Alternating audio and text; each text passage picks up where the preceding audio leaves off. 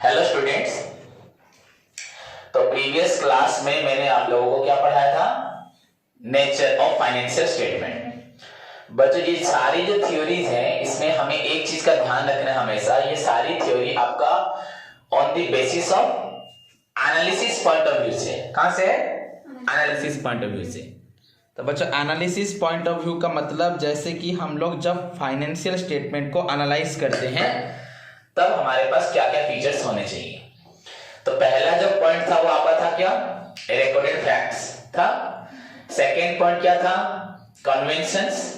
Third point postulates and last point your personal judgement. तो चारों point को ध्यान से सुनना, याद रखो। You know financial statement are the outcome of, are the result of, are the outcome of summarising the entire process of accounting. हम लोग जो अकाउंटिंग में सारा प्रोसेस पढ़ते हैं उसको फाइनली हमें समझ में आता है फाइनेंशियल स्टेटमेंट बनाने के बाद।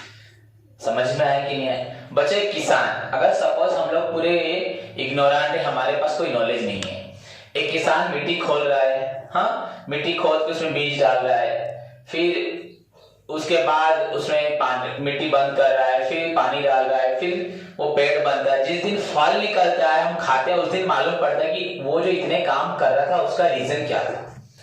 वैसे ही जो हम अकाउंटिंग बार बार बोलते हैं, अकाउंटिंग किस लिए बनाई जाती है? क्योंकि अकाउंटिंग से हमें profit and loss and financial position के बारे में मालूम पड़ता है।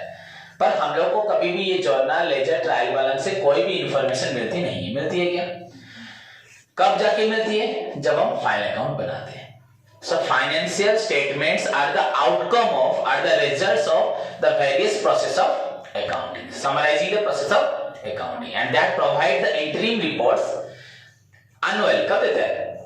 नहीं, it prepares, बच्चों it provides interim reports annually that reflect the division of life. पूरी लाइफ को डिवाइड करके बता देगा आपका किस साल क्या आपका परफॉर्मेंस, क्या आपकी पोजीशन, क्या आपका प्रॉफिट एंड लॉस, क्या आपके एसेट्स एस्पेक्ट्स सब थे, वो सबके बारे में इंफॉर्मेशन देता है। तो हम नेचर पढ़ रहे थे, तो पहला पॉइंट हमारा था रिकॉर्डेड फैक्ट्स हुआ। सो हमने इसमें क्या पढ़ा था? The term recorded fact means बच्चों the data which are taken from the various books of accounting, books of accounts. Okay, the term recorded facts means the data which are taken from the various books of accounts while preparing financial statements. Financial statement बनाते वक्त हम सारे data कहां से लेते हैं? Books of account से। Clear? These data are given there at actual cost price में किसमें होता है? एंड हम उसको एक्चुअल कॉस्ट समझते हैं बच्चों। क्यों आपको एक्चुअल मैंने बोला? अगर आपको फिर से डाउट, कल प्रीवियस क्लास में ये पॉइंट बताया था, फिर से आज बता रहा हूं, इसको ध्यान से सुनो बच्चों। हम लोगों ने कॉस्ट अकाउंटिंग पढ़ा था, तो वहां पे मैंने आपको लिखा था बच्चों financial accounting records data at actual figure, cost accounting records बच्चों डाटा एट पार्शियल फिगर, नहीं partly facts and figure, but financial accounting always actual data. क्या होता है? तो यहां में हमने जो कॉस्ट लिखा वो एक्चुअल कॉस्ट हुआ, पर हम बोल तो नहीं सकते वो एक्चुअली होगा। समझ में? इसके लिए ओरिजिनल कॉस्ट मतलब कॉस्ट प्राइस या ओरिजिनल कॉस्ट या हिस्टोरिकल कॉस्ट बच्चों is the basis for the actual cost. हम एक्चुअल कॉस्ट के लिए किसको ध्यान रखते हैं? ओरिजिनल कॉस्ट अगर हमें मालूम है, नहीं तो हिस्टोरिकल कॉस्ट। क्या? तो हिस्टोरिकल कॉस्ट मतलब पास्ट में इतना हुआ था तो उसी को हम एक्सेप्ट करेंगे, हाँ इस बार भी इतना हुआ होगा। समझ में आया कि नहीं? सो एक्चुअल कॉस्ट के लिए ओरिजिनल कॉस्ट और the historical cost is the basis for your आपका एक्चुअल कॉस्ट। समझ में आया? एंड जैसा हम जब डाटा लिखते हैं बच्चों, वेयर इज डाटा लाइक आपका कोई भी कैश इन हैंड हो, कैश एट बैंक हो, बिल रिसीवेबल हो या फिक्स्ड एसेट्स हो, ऑल आइटम्स आर रिकॉर्ड बच्चों एट देयर आपका किस वैल्यू में होता है? जो आपका डाटा लिखा होता है बुक्स ऑफ अकाउंट उसी में लिखते हैं। वहां पे फिक्स्ड एसेट लिखते वक्त हमेशा क्या होता है? हम लोग फिक्स्ड एसेट्स माइनस डेप्रिसिएशन करते हैं, पर हम लोग कभी रिप्लेसेबल वैल्यू या रियलाइजेबल वैल्यू या सेल वैल्यू नहीं लिखते, because the business is deemed to be a going concern. मेरी बात को ध्यान से सुनो, समझ में आ जाएगा। वो बोल रहा है वहां पे जो लिखा होता है फाइनेंशियल स्टेटमेंट उसी को ही लेता है और कुछ नहीं। मतलब फाइनेंशियल स्टेटमेंट का कैरेक्टरिस्टिक्स बोले, दैट मींस फाइनेंशियल स्टेटमेंट्स में datas are taken from the recorded facts in the books of account which are given in the actual cost, and for actual cost original cost या आपका historical cost are the basis various items like आपका कोई भी cash in hand हो, cash at bank हो, bill receivable हो, sundry debtor हो, fixed assets हो, are always recorded in the financial statement as per the figure in the books of account। वहां जैसे लिखा होगा इसको वैसे लिख देंगे। समझ में आया कि नहीं? फॉर एग्जांपल जैसे हम जैसे एसेट्स खरीदते हैं डिफरेंट टाइम्स में, बट हम उसको रिप्लेसेबल वैल्यू में लिखते हैं, कभी कितने में बेचेंगे नहीं, हमेशा बुक वैल्यू माइनस से करते हैं डेप्रिसिएशन। क्या वो सही है? हम डेप्रिसिएशन माइनस करके हम अपना पोजीशन बताते हैं, क्या वो सही है? हम सही सोचते हैं, हम क्या सोचते हैं? पर अगर उस एसेट को किसी को बेचोगे वो उतना पैसा देगा, जरूरी है? हम लोगों को मालूम है एक एसेट पे आपका सपोज हमने 20,000 का मोबाइल खरीदा, उस पे डेप्रिसिएशन 10% हुआ, तो नेक्स्ट ईयर वो कितना 18,000 का हो जाएगा। पर अगर आप नेक्स्ट ईयर किसी भी फ्रेंड को बेचोगे वो 18,000 देगा आपको? नहीं देगा। पर हम वहां पे क्या लिख रहे हैं? 18,000, क्योंकि हम लोगों ने क्या, जो फैक्ट हमारा अकाउंटेंट हमें सिखाता है, अकाउंटिंग हमें सिखाता है कि आपको रिकॉर्डेड फैक्ट्स में लिखा है 20,000 माइनस डेप्रिसिएशन। समझ में आया कि नहीं? तो आप उसी को लिखते हैं। समझ तो सभी जा रहे हो, पर वो 18,000 में भी सही हो सकता है, में भी गलत हो सकता है। समझ में आया कि नहीं है? तो the assets which are recorded at different times always recorded at cost price पहले sir, and in following years में बच्चों क्या होता है? cost minus depreciation। but the replacement values are not taken into account। that's why the financial statements on the basis of recorded facts जो होता है doesn't provide the real picture of the business। पर हम लोग क्या सोचते हैं? ये रियल फाइनेंशियल क्वेश्चन दिखाता है। कैसे रियल फाइनेंशियल क्वेश्चन होगा? नेट प्रॉफिट के बारे में नहीं बोल रहा, रियल फाइनेंशियल पोजीशन के बारे में बोल रहा हूं। पोजीशन पर रियल कैसे होगा? हमें दिख रहा है कि हमारे पास जो ट्रक है वो 10 लाख का है, बेचने से कोई हमें 10 लाख नहीं दे सकता, कम दे सकता है, पर हम उसको लेके चलते हैं क्योंकि ये हमारा नेचर है। क्या है? नेचर है। तो बच्चों इस चीज को अकाउंटिंग पॉइंट ऑफ व्यू से इग्नोर किया जाता है, बट व्हेन फाइनेंशियल स्टेटमेंट, वही फाइनेंशियल अकाउंटिंग को जो एनालाइज करता है वो इसको क्या करता है? कंसीडर करता है कि अकाउंटिंग बच्चों आपका बनता है रिकॉर्डेड फैक्ट पे। रिकॉर्डेड फैक्ट में जो लिखा होता है उसी को अकाउंटेंट लेके फाइनेंशियल स्टेटमेंट बना देता है। इवन वहां पे एसेट्स का रिप्लेसेबल वैल्यू हो, पर वो रिप्लेसेबल वैल्यू को लिखता नहीं है, हमेशा कॉस्ट माइनस डेप्रिसिएशन लिखता है। That is why it doesn't reflect the true financial position, दिखाता नहीं है। इसका मतलब ये लिमिटेशंस नहीं है, ये आंसर देने के बाद एक लाइन मैंने ऐड कर दी। क्लियर? तो अगर तुम लोग लिखना चाहोगे फाइनेंशियल स्टेटमेंट्स आर प्रिपेयर्ड बच्चों from the facts, recorded fact refers to the data which are taken from the books of accounts, and these data are always given there at actual cost। for actual cost the base क्या है बच्चों? original cost और the historical cost हुआ। so various transaction बच्चों like आपका cash in hand हो, cash at bank हो, bill receivable हो, sundry debtor, various assets बच्चों always recorded as per the figures given in the books of account। वो कुछ सोचता है क्या? जो फिगर लिखा होगा पहले से ट्रायल बैलेंस उसको वो लिख देगा। हुआ? while recording various assets different time अगर एसेट खरीदोगे तो आप उसको कॉस्ट प्राइस में ही लिखोगे, नेक्स्ट ईयर आप डेप्रिसिएशन चार्ज करोगे आप, लेकिन ये नहीं करोगे रिप्लेसेबल वैल्यू को काउंट करोगे नहीं, बिकॉज उसने जो किया है फाइनल अकाउंट में बच्चों वही होगा। समझ में आया कि नहीं? बच्चा फाइनल अकाउंट बनाते वक्त क्या डेप्रिसिएशन चार्ज होता है? डेप्रिसिएशन पहले से लिखा ऑलरेडी बच्चों, सारे आइटम पहले से हो चुके होते हैं। वो जो तुम लोग जो डेप्रिसिएशन पढ़ते हो तो एडजस्टमेंट होता है, समटाइम्स कुछ आइटम हम क्या करते हैं? छोड़ देते हैं। तो डेप्रिसिएशन क्या सब कुछ ऑलरेडी हो चुका था। Financial statements are completely based on the recorded facts. Clear? So this is the first nature. Second क्या था बच्चों? Accounting convention. बच्चों सभी को मालूम है कन्वेंशन मतलब क्या? मैंने तुम सभी को बताया कन्वेंशन मतलब दोस्त बेसिक बच्चों आपका ट्रेडिशन बोलो या सर्कमस्टांसेस बोलो on which the total accounting base होता है। जैसे मैंने आप लोगों को बताया था, याद होगा शायद +3 फर्स्ट ईयर में बच्चों, हमारे घर में जैसे पूजा होती है तुम्हारे घर में तो वैसे पूजा नहीं होती, होती है क्या? हम लोग अगर सब हिंदू समाज से बिलोंग करते हैं फिर भी सबके घर में सेम पूजा नहीं होती, होती है क्या? कैसे तुम लोग पूजा करते? तुमने अपनी मम्मी को जैसे देखा वैसे पूजा किया, पापा को जैसे देखा वैसे पूजा किया। तुम्हारे पापा को बोला पापा आप ऐसे क्यों पूजा करते हो? वो अंकल तो अलग ना, मेरे पापा तो ऐसे करते थे। तो जो बच्चों फॉलो कर रहे हैं आपकी क्या अपर जनरेशन, आप उसी को फॉलो कर रहे हो, ट्रेडिशन को ना, और कुछ कर रहे हो। हाँ, आपके घर में जैसे खाना बनाते हैं कि वो एक्यूरेट रियल, सबका अपना अपना बनाने का तरीका, खाना वही बन रहा है, बट कोई आगे ये डाल रहा है, कोई आगे ये चीज ऑनियन डाल रहा है, कोई आगे गार्लिक डाल रहा है, हाँ या नहीं, डिफरेंस होता है कि नहीं होता। सो बच्चों वैसे ही याद करो, आप लोग को याद होगा हम अकाउंटिंग कन्वेंशन में पढ़े थे, कोई कंपनी स्ट्रेट लाइन फॉलो करती है, कोई डिमिनिशिंग करती है। अगर कोई पूरा मैथमेटिकल एक्यूरेसी पे आ जाए कि कौन सी जगह पे क्या यूज कर रहे हैं तो अलग बात है, बट मोर ओवर अगर एक कंपनी स्ट्रेट लाइन मेथड में डेप्रिसिएशन चार्ज करती है तो हर साल वो क्या करती है, स्ट्रेट लाइन में करती है। हाँ, अगर डिमिनिशिंग में करती है तो डिमिनिशिंग में करती है। ओके, आपका वाइल वैल्यूइंग दी बच्चों, आपका स्टॉक कॉस्ट प्राइस और market price which is lower, stock closing stock में हमेशा हम कॉस्ट प्राइस या मार्केट प्राइस हमेशा क्या लेते हैं, लोअर लेते हैं। तो इसको हर साल तो लोअर लेते हैं ना, अलग लेते हैं। हमारे पास माल बच गया, इसका प्राइस है 10,000, मार्केट में इसका प्राइस 12,000 है, फिर भी हम लोग क्या लेंगे 10,000, क्योंकि इसको हम फॉलो कर रहे हैं।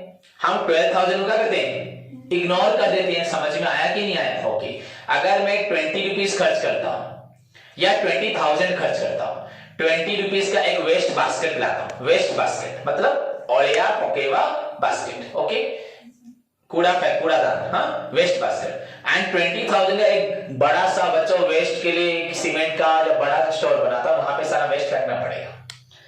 तो 20 रुपीज के वेस्ट बास्केट को तुम क्या बोलोगे, रेवेन्यू एक्सपेंडिचर क्या बोलोगे, एंड जो 20,000 का होगा उसको कैपिटल एक्सपेंडिचर क्या बोलोगे, एसेट बोल दो, क्या बोलोगे आप, 20 रुपीज क्या बोल देते हो, एंड 20,000 के अमाउंट को क्यों, वो हमें उसी को हमने कन्वेंशन, उसी को हमने फॉलो किया है, समझ अज्यूम किया कि वैसा ही बच्चों हम लोग करेंगे, तो उसको हम वैसे ही करते हैं। समझ में आएगी नहीं? कोई भी तुमको बोलेगा, तुम्हारे शायद पढ़ाते वक्त फर्स्ट में बोला था छोटा खर्च करोगे डस्टबिन के लिए तो उसको आप रेवेन्यू बोल सकते हो, वही डस्टबिन के लिए अगर बड़ा खर्च करोगे उसको आप एसेट्स बोल सकते हो। So that is accounting convention. अगर वैसे ही फॉलो कर रहे हो तो फाइनेंशियल स्टेटमेंट वैसे ही फॉलो करके बनाया जाता है।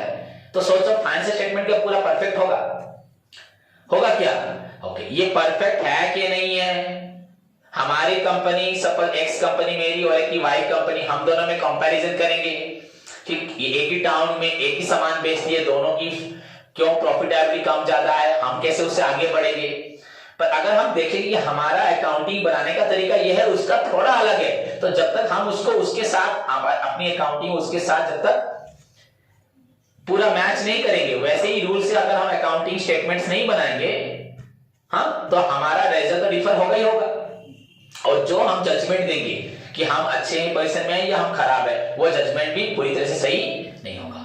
फाइनेंशियल स्टेटमेंट बना तो लिया, बट एनालाइज करते वक्त फाइनेंशियल स्टेटमेंट जो एनालाइजर होंगे वो लोग जज करेंगे कि हम लोगों ने जो फाइनेंशियल स्टेटमेंट्स बनाया है on the basis of convention, on the basis of convention. हम लोग डेप्रिसिएशन चार्ज करें स्ट्रेट लाइन में, वो लोग डेप्रिसिएशन चार्ज करें डिमिनिशिंग में।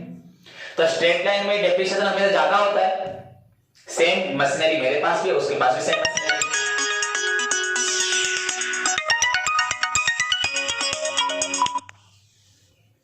बच्चों ध्यान से सभी सुनो।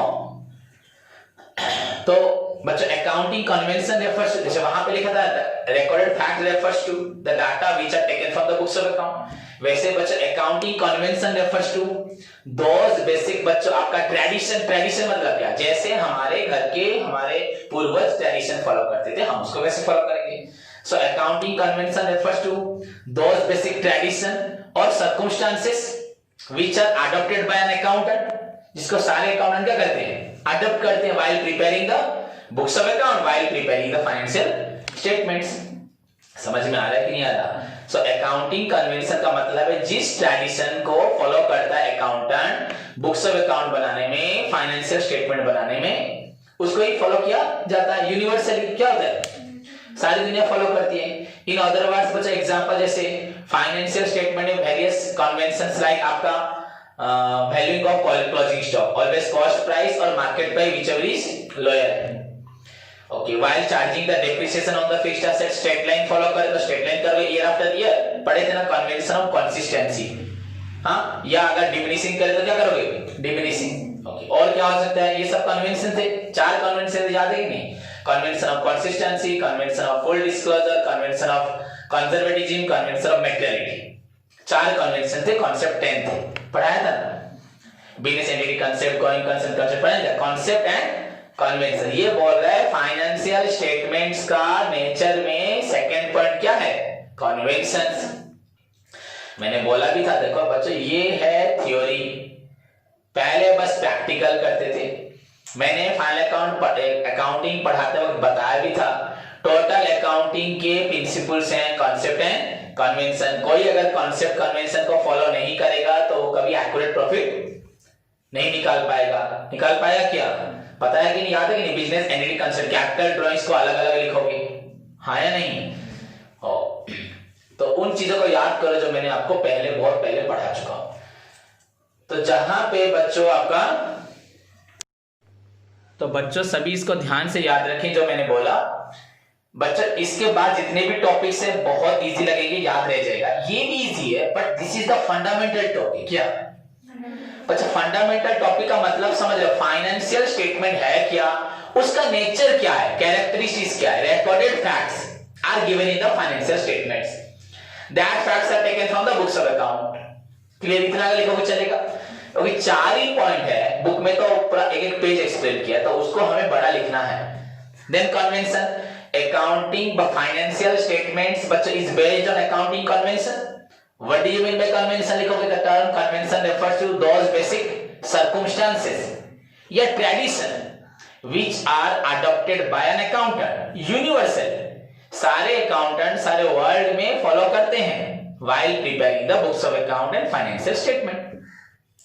कुछ चीजों को अकाउंटेंट फॉलो करते यूनिवर्सली अपना बुक्स ऑफ अकाउंट बनाते वक्त, दैट इज नोन एज आपका, उसे क्या बोलते हैं, अकाउंटिंग कन्वेंशन। अकाउंटिंग कन्वेंशन समझ में आया मेरी बात कि समझ में नहीं आया? लाइक वैसे बोला, while valuing the closing stock, इतना लिखोगे, the term convention refers to those basic tradition, लिख दो बेस्ट हुआ, which are adopted by accountant universally while preparing financial statements। For example बच्चों, आपका अकाउंटिंग कन्वेंशन में आपका आता है आपका while valuing the closing stock, the cost price or market price whichever is lower, so it is always followed while charging the depreciation on the fixed asset। Straight line method या diminishing method, आप लोग तो आपके भाग्य में 2 ही method था, but मैं आपको बोला हूं 10 मेथड है, मैंने सबको पढ़ाया 10 मेथड, आप लोग भी पढ़ते पर आपके कोर्स में नहीं है। सो अगर हम दोनों में से किसी को फॉलो करते तो उसको फॉलो करना पड़ेगा ईयर आफ्टर ईयर हुआ। वैसे ही आपका 20 रुपीज फॉर डस्टबिन बच्चा, इसे आपका रेवेन्यू एक्सपेंडिचर, whereas 2000 या 20,000 for your dustbin is treated as capital expenditure. So these are the convention. ऐसे ही हम लोग सोचते हैं, हाँ या नहीं? सोचो अगर सोने का इतना सा भी टुकड़ा हो उसको मम्मी रख लेगी, इतने से चावल अगर पड़े होंगे मम्मी फेंक देगी, हाँ या नहीं? फर्क नहीं पड़ता उसको, वो क्या सोचती है कोई काम का नहीं है, पर इतने से सोने को भी रख लेगी क्योंकि वो ट्रीट करना है। समझ में आया कि नहीं आया? बुझ पड़ा ना नहीं?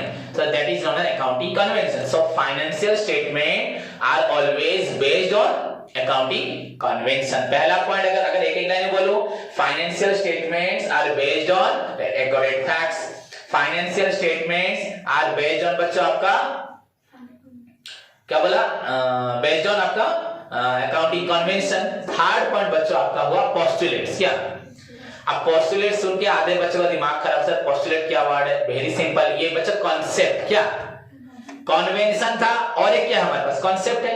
अकाउंटिंग प्रिंसिपल 2 प्रकार के हैं, कॉन्सेप्ट और एक कन्वेंशन। तो अभी मैंने आपको किसके बारे में बोला, कन्वेंशन के बारे में बोला। अब क्या बोलूंगा, तो आप लोगों में से किसी ने तो नहीं बोला सर आप लोग जब हम अकाउंटिंग पढ़ते हैं तो वहां पे बोलते हैं फाइनेंशियल अकाउंटिंग या अकाउंटिंग रिकॉर्ड्स बच्चों मॉनिटरी डाटा, तो वही तो रिकॉर्डेड फैक्ट है। सेकेंड आपका कॉन्सेप्ट एंड कन्वेंशन, हमने कन्वेंशन पढ़ा पर कॉन्सेप्ट को हमने ध्यान नहीं दिया, तो कॉन्सेप्ट कहां गया? वही तो पोस्टुलेट से, वही क्या है, समझ में आया कि नहीं है? सो बच्चों while preparing the financial statement certain postulates या सर्टेन कॉन्सेप्ट्स लाइक बच्चों गोइंग कंसर्न कंसेप्ट है कि नहीं है, accounting period concept, business entity concept, cost concept है कि नहीं है? तो सर्टेन कॉन्सेप्ट्स लाइक बच्चों अगर एग्जांपल एक देता हूं, going concern concept that states, वो क्या बताता है, एसेट्स आर ऑलवेज बच्चों रिकॉर्डेड फर्स्ट होगा आपका कॉस्ट प्राइस में, हुआ। देन नेक्स्ट ईयर क्या होगा, हर साल क्या होगा, डेप्रिसिएशन माइनस होगा, बिकॉज बिजनेस क्या है, गोइंग कंसर्न क्या है, बिजनेस एक गोइंग कंसर्न है। अगर हम लोग डेप्रिसिएशन माइनस करते हैं तो कभी भी आपका एसेट्स जीरो नहीं दिखा रहा होगा, अगर डिमिनिशिंग मेथड में होगा। इनफैक्ट काम नहीं भी करेगा तो आपका अकाउंट्स में दिखाएगा उस एसेट का वैल्यू कुछ है कि नहीं है। सो गोइंग कंसर्न कंसेप्ट मतलब जैसे कि while recording the assets बच्चों हम ऑलवेज क्या चार्ज करते हैं, डेप्रिसिएशन चार्ज करते हैं। अब आप बोलोगे सर रिकॉर्डेड फैक्ट जो पॉइंट था ये वाला पॉइंट तो सेम है, नहीं, वो बस इतना सा था कि एक financial statements are prepared on the recorded facts, fact के ऊपर बनता है। अब यहां बताता हूं while preparing the financial statement certain postulates are observed, कुछ पोस्टुलेट को फॉलो करते हैं। वहां पे मैंने इस एग्जांपल को बता दिया था, बट हम पोस्टुलेट को फॉलो करते हैं। समझ में आया कि नहीं, क्या पोस्टुलेट्स है, जैसे business is deemed to be going concern तो हम इसको हर साल क्या करेंगे, while recording the asset always we charge depreciation, हाँ या नहीं, कि नहीं, बोलो समझ में आया। ओके, एक्चुअल कांसेप्ट याद है ना, हम revenue is earned only when sale is made. अगर मैं सेल लिख रहा हूं, सपोज मैंने कैश सेल किया 10,000, क्रेडिट सेल किया बच्चा 5,000, तो हम सेल में क्या लिखते हैं, कैश क्रेडिट दोनों मिलाते हैं तो 15,000 लिखते हैं ना, 10,000 लिखते हैं 15, क्यों, 5,000 हमें मिला है क्या, मिला है क्या, वेजेस बच्चों, वेजेस हमने दिया 10,000 और देना है 5,000, तो वेजेस कितना हुआ 15,000, हमने वेजेस 15 दिया है क्या, दिया है 10, फिर हम लिखते कितना है, क्यों, एक्चुअल कांसेप्ट, इनकम हुआ है, ये नहीं हुआ है फिर भी लिखना है, एक्सपेंडिचर हुआ है या नहीं हुआ फिर भी क्यों लिखना है। पोस्टुलेट्स क्या बोलते हैं, कॉन्सेप्ट को चीजें खर्च हेले भी लिखियो, खर्च न हेले भी लिखियो, इनकम हेले भी लिखियो, इनकम न हेले भी लिखियो, that is known as postulates. क्या अब समझ में आया, यस, ओके बच्चों, तो समझ में आया पोस्टुलेट्स का मतलब। So, while preparing the financial statements are based on certain postulates. समझ में आया, postulates means अगर जैसे कि हम लोग बिजनेस को going concern समझते हैं, so that is why while recording the assets we always chart depreciation in a systematic manner. हुआ, okay, if sale is made बच्चों, cash हो credit हो, we are required to take into account बच्चों, बहुत cash भी लेते हैं, credit भी लेते हैं। okay, इनकम बच्चों, अगर रेंट रिसीव हुआ है तो लिखते हैं उसको, अगर रेंट मिलने वाला है उसको भी लिखते हैं, अगर रेंट हमने पेड किया उसको लिखते हैं, एंड रेंट अगर बच्चों हमने पेड नहीं किया उसको भी लिखते हैं। तो दीज आर, क्यों लिखते हो, हमने तो एक्सपेंडिचर नहीं किया, हमने एक्सपेंडिचर किया है क्या, फिर भी हम लोग लिखते हैं, इनकम नहीं हुआ फिर भी हम लोग उसको लिखते हैं, अकाउंटिंग पॉइंट ऑफ व्यू से, income tax point of view से नहीं होगा।